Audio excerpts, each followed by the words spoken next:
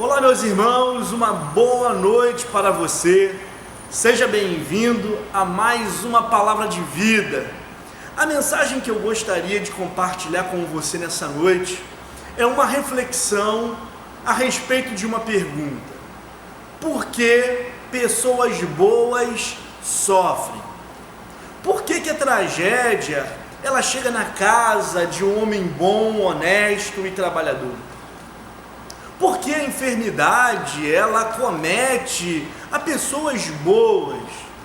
E se já não bastasse a desgraça chegar na casa de pessoas boas, olhamos para o outro lado e vemos que homens maus, homens corruptos, eles muitas vezes são bem-sucedidos naquilo que eles estão fazendo. Você sabe que essa pergunta, por que pessoas boas estão sofrendo, não é uma pergunta do nosso tempo, não é uma pergunta do século 21. Nós, é claro, olhamos para a sociedade e vemos que realmente o bom está sofrendo e muitas vezes o homem ruim, ele está conseguindo conquistar, ele está sendo bem sucedido naquilo que faz. Você sabia que o salmista Davi, no Salmo 94, no verso 3, ele levanta esse questionamento para com Deus. Salmo 94, verso 3 diz assim: até quando, Senhor? Até quando? Até quando os homens maus vão exultar? Sim, Davi, ele está olhando para a sua sociedade, ele está olhando para o seu tempo e ele está falando assim: até quando essas pessoas ruins vão ficar comemorando? Até quando essas pessoas ruins vão ficar vencendo na vida? O profeta Jeremias, em Jeremias capítulo 12, ele começa o seu versículo elogiando a justiça de Deus. Ele vira para Deus no verso 12, no capítulo 12, verso 1, e diz assim: certamente tu és justo. É uma declaração da justiça de Deus. Jeremias reconhecia que Deus é um ser justo. Porém, ele continua o seu versículo dizendo: porém tenho algo que eu quero conversar com o Senhor, e é sobre a sua justiça. Porque os homens maus estão vencendo e os homens traiçoeiros são bem-sucedidos naquilo que eles executam. Jeremias está querendo dizer para Deus que, por mais que Deus seja um homem justo, parece que existe uma nuvem no ar, uma suposição no ar, de que Deus talvez estivesse sendo injusto com algumas pessoas. Jó, eu acho que você lembra um pouco da história desse personagem. Jó capítulo 1, a Bíblia vem dizendo que ele era um homem íntegro e um homem temente a Deus. Jó, mesmo sendo um homem íntegro e temente a Deus, mesmo sendo um homem bom, Jó, ele perdeu toda a sua família, exceto sua esposa, perdeu todos os seus filhos, perdeu todos os seus bens, perdeu a sua casa e foi acometido de uma grande enfermidade. Em Jó capítulo 21, ele vira para Deus e diz assim: Senhor, por que os homens maus, na sua velhice, eles não sofrem de enfermidade? Por que o homem mau, na sua velhice, não sofre de enfermidade? E por que o homem mau, na sua velhice, além de não sofrer enfermidade, ele tem a sua família em volta da mesa? Jó está querendo dizer para Deus: Senhor, eu fui um homem bom, íntegro, temente a Ti, e eu não tenho a minha família hoje em volta da mesa, mas por que o homem mau, ele tem isso? Você sabe, esses questionamentos que esses homens fizeram são questionamentos que nós também somos acostumados a fazer. Eu tenho certeza que em algum momento da sua vida você olhou para a sociedade, você olhou para a vida das pessoas e você falou assim: por quê? Por que as pessoas boas estão sofrendo e por que pessoas ruins estão conseguindo vencer, estão tendo êxito naquilo que elas fazem? Então, nessa noite, eu escolhi a passagem do Salmo 73, Porque o Salmo 73, o escritor dele faz um desabafo em relação à injustiça, à aparente injustiça com o homem bom e a justiça sendo promovida na vida do homem mau. E o salmo que eu gostaria de ler com você é o Salmo de Asaf, e ele se encontra no Salmo 73, e eu gostaria de nessa noite fazer essa leitura com você. Diz assim o Salmo 73, a partir do verso 1: certamente Deus é bom para Israel e para os puros de coração. Quanto a mim, os meus pés quase tropeçaram, por pouco não escorreguei. Pois tive inveja dos arrogantes quando vi a prosperidade dos ímpios. Eles não passam por sofrimento e têm um corpo saudável e forte. Estão livres dos fardos de todos, não são atingidos por doenças como os outros homens. Por isso o orgulho lhes serve de colar, e eles se vestem de violência. Do seu íntimo brota maldade, da sua mente transbordam maquinações. Eles zombam e falam com más intenções. Em sua arrogância ameaçam com opressão. Com a boca arrogam a si os céus e com a língua se apossam da terra. Por isso seu povo se volta para eles e bebe suas palavras até saciar-se. Eles dizem: como saberá Deus? Terá conhecimento o Altíssimo? Assim são os ímpios, sempre despreocupados, aumentando suas riquezas. Certamente me foi inútil manter puro o coração e lavar as mãos da inocência, pois o dia inteiro sou afligido e todas as manhãs sou castigado. Se eu tivesse dito, falarei com eles, teria traído os teus filhos. Quando tentei entender tudo isso, achei muito difícil para mim, até que entrei no santuário de Deus, e então compreendi o destino dos ímpios. Eu escolhi essa passagem aqui do Salmo 73, esse Salmo de Asaf, porque na verdade esse não é o Salmo do Asaf, esse é o nosso Salmo.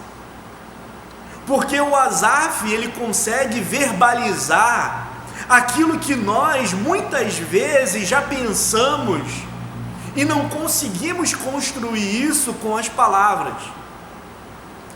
Esse salmo aqui não é o salmo do Asaf. O Asaf, ele é o nosso arquétipo, ele é o nosso modelo. Na verdade, esse aqui é o nosso salmo. Porque o Asaf, ele fala para Deus aquilo que nós muitas vezes já tivemos vontade de falar e nós não falamos. Já tivemos vontade de virar para Deus e falar: Senhor, como foi inútil te servir. Já tivemos muitas vezes de olhar para Deus e falar: como pode o homem mau conseguir vencer, conseguir conquistar, e eu aqui te servindo e não obtive essa vitória. Nós já tivemos vontade de falar isso para Deus, e muitos de nós já até falamos isso para Ele. Quando eu leio esse salmo aqui de Asaf, eu percebo 3 sentimentos nessas palavras que ele profere para Deus, na verdade, nesse desabafo que ele profere para Deus.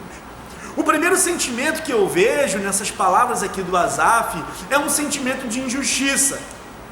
Quando Asaf, ele vira para Deus e ele diz assim: quanto a mim, os meus pés quase tropeçaram, por pouco não escorreguei, quando eu vi a prosperidade dos ímpios. O que o Asaf está querendo falar para Deus, o sentimento que está embutido nessa declaração do Asaf, é um sentimento de injustiça. Asaf está querendo dizer para Deus: Senhor, eu considero isso uma injustiça. O arrogante, o homem ímpio, o homem mau prosperar. Eu quase escorreguei quando eu vi que esses homens estavam prosperando. Eu quase fiquei prostrado fisicamente não. Esse escorrego é um escorrego na fé. Eu quase perdi a minha fé, são as palavras do Asaf, quando eu vi que esses homens estavam vencendo na vida. Eu quase perdi a minha fé quando eu percebi que esses homens, eles não estavam com enfermidade, e eu aqui enfermo, porque Asaf, ele tinha uma enfermidade. O sentimento do coração do Asaf nesse momento é um sentimento de injustiça. E você sabe que esse sentimento, boa parte de nós, sabemos como ele funciona, principalmente nós brasileiros. Nós sabemos muito bem o que é ser injustiçado pelas autoridades políticas desse país. Nós trabalhamos 6 meses apenas para poder pagar imposto. Nós sabemos muito bem o que é uma injustiça. Asaf, ele carrega esse sentimento de que Deus está sendo um ser injusto. O segundo sentimento que Asaf ele carrega está contido no verso 13, quando ele diz assim: certamente foi-me inútil manter o coração puro e lavar as mãos na inocência. Esse sentimento aqui é um sentimento de indignação. O Asaf, na verdade, ele está indignado, ele tem um sentimento de injustiça no coração e ele também está indignado. Ele está dizendo para Deus: foi inútil te servir. Foi inútil me manter consagrado, separado, foi-me inútil servir na sua casa. Asaf está dizendo que isso foi inútil. Que sentimento é esse? Indignação. O Asaf está indignado. E você sabia, querido irmão, que esse sentimento, muitos de nós já sentimos também. Já sentimos quando nós olhamos que o homem bom, ele está recebendo coisas ruins e o homem mau parece estar recebendo coisas boas. Esse sentimento, de alguma forma, ele já brotou no nosso coração. E o terceiro ponto que eu gostaria de falar é que do que o Asaf está sentindo é no verso 14, quando ele diz assim: pois o dia inteiro sou afligido e todas as manhãs sou castigado. Asaf está sofrendo. O Asaf, ele se sente injustiçado, o Asaf está indignado e o Asaf está sofrendo. Ele está dizendo: todos os dias eu sou afligido. Sofrimento. Todos esses sentimentos que pairavam no coração do Asaf, a grande verdade é que esses sentimentos também, muitas vezes, eles pairam no meu coração e no seu coração. Mas essa não foi a parte da mensagem, ou a parte da leitura, melhor dizendo, que me chamou a atenção. Quando eu olhei mais adiante, no verso 15, quando ele começa a dizer assim: se eu tivesse dito, falarei com eles, teria traído os teus filhos. Quando tentei entender tudo isso o quê? O que Asaf estava tentando entender? Asaf estava tentando entender por que o homem bom recebia coisas ruins e por que o homem mau estava recebendo coisas boas. Quando eu tentei entender tudo isso, achei muito difícil para mim. É isso que Asaf está querendo dizer. Aí ele diz assim: mas um dia minha vida foi mudada.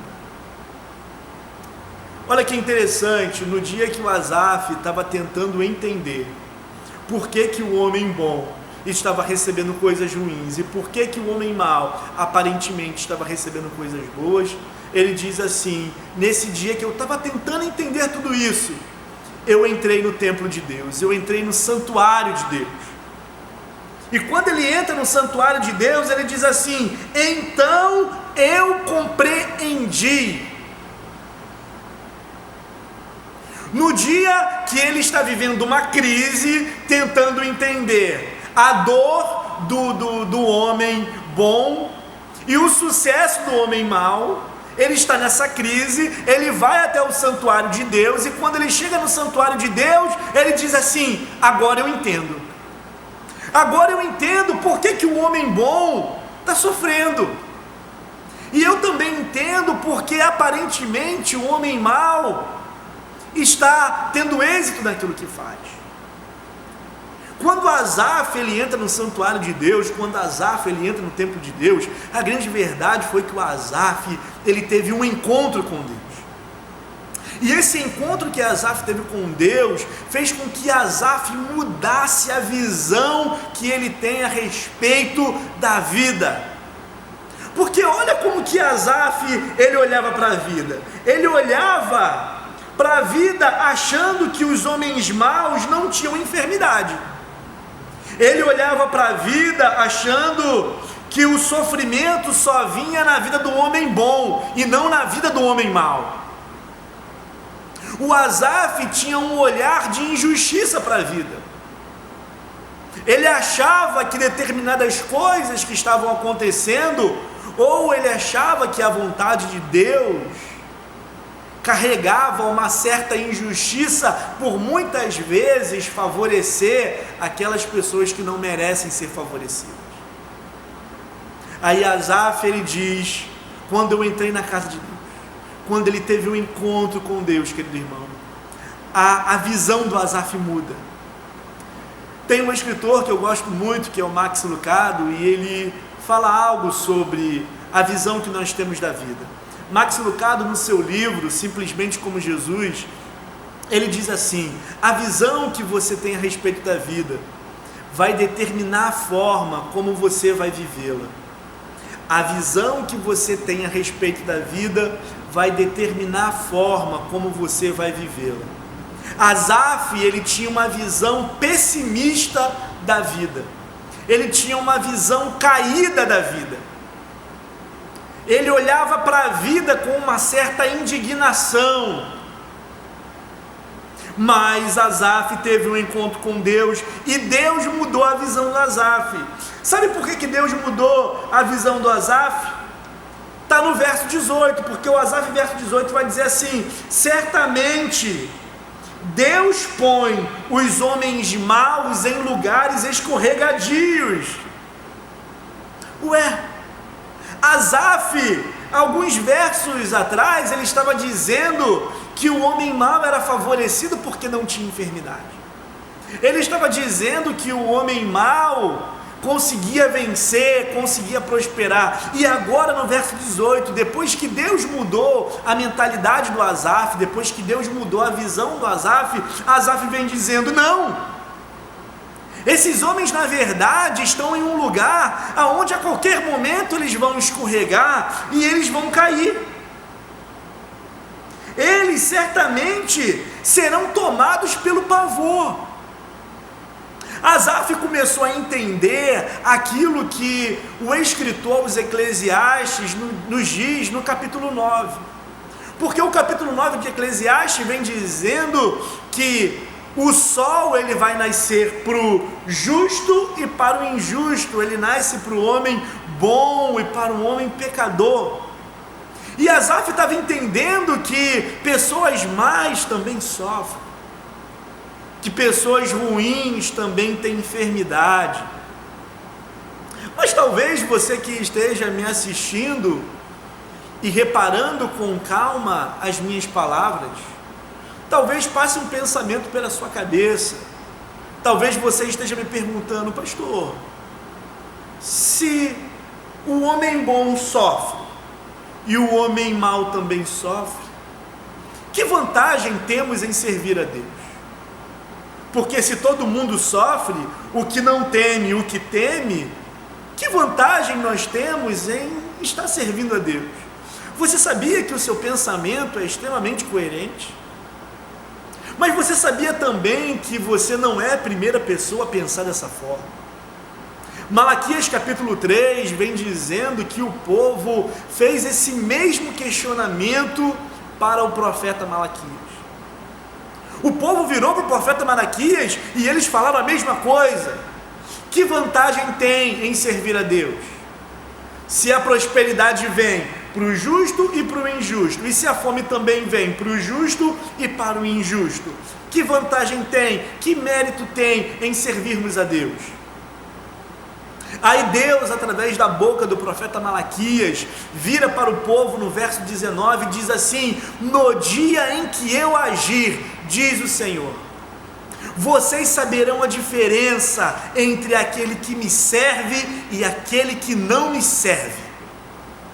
Você sabe, querido irmão, todo mundo sofre, o justo sofre, o pecador sofre, mas a grande diferença é você passar pelo sofrimento com Deus, porque Deus, pela boca do profeta, ele diz isso: quando eu agir, vocês vão ver a diferença. Ou seja, existe uma diferença entre passarmos pela enfermidade, passarmos pela tragédia, passarmos pela escassez com o Senhor, e também existe uma diferença enorme em passarmos tudo isso sem Deus nas nossas vidas. É por isso que Jesus Cristo, ele diz para nós, é uma promessa que ele deixou para nós: eu estarei com vocês todos os dias até a consumação dos séculos. Querido, tem uma diferença enorme entre estar diante de tudo isso com Deus e estarmos passando por determinadas coisas sem Ele. É por isso que o salmista diz que ainda que você ande pelo vale da sombra da morte, Deus vai estar com você. Sabe por quê? Se você tentar passar pelo vale da sombra da morte sozinho, você vai sucumbir, querido irmão. Se você tentar encarar um vale da sombra da morte só, você vai desmoronar emocionalmente, espiritualmente. Você precisa do Senhor ao seu lado. Você precisa do Senhor te sustentando. Você precisa do Senhor como seu guia. Eu gostaria de, nesse momento, orar por você, orar pela sua casa, orar pela sua vida. Senhor Jesus, toma o meu irmão agora nas suas mãos. Senhor, segura na mão dele agora, que ele possa sentir o seu toque, que ele possa sentir o seu abraço, que ele possa sentir a sua presença, Deus, agora na vida dele. Senhor, o meu irmão, se ele carrega algum sentimento de injustiça no coração, de indignação no coração, Senhor, muda a visão do meu irmão agora.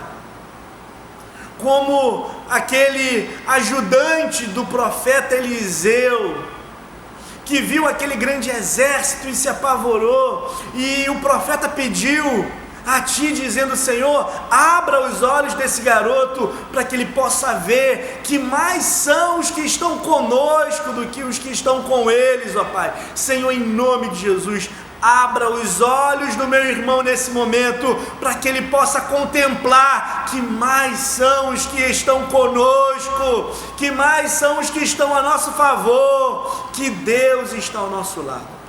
Senhor, eu glorifico o seu nome pela vida dele, em nome de Jesus, amém. Querido irmão, você que me assiste de uma forma bem específica, você que é membro da Igreja Nova Vida do Recreio, eu gostaria de falar para você que o pastor está dando atendimento aqui na igreja todos os dias, com hora marcada. Você tem um número do pastor. Caso você não tenha, todos os grupos de WhatsApp da igreja tem um número do pastor lá.